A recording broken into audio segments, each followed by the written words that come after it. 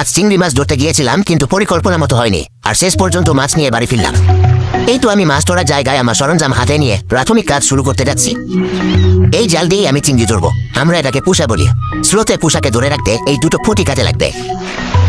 ডগাটা ছুচালো করে নিচ্ছি, যাতে বালিতে কাটার সময় বেশি শক্তি খরচ না হয়। এবার এই ছোটগুলোকে খাড়া করার পালা। তুমি কি পাগল নাকি? এটা তো সেই সময় যখন সবকিছু একেবারে ওলট পালট হয়ে যাচ্ছে।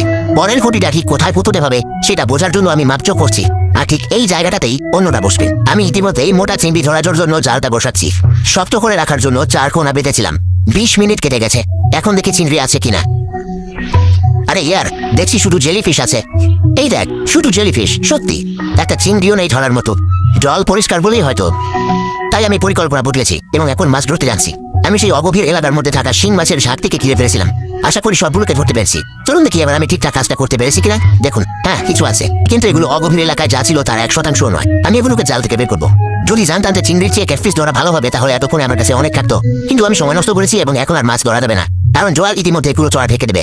কিন্তু ঈশ্বরের কৃপায় আমি অল্প কিছু ধরতে পেরেছি, যা দিয়ে আমার রাতের খাবার ভালো মতো হয়ে যাবে।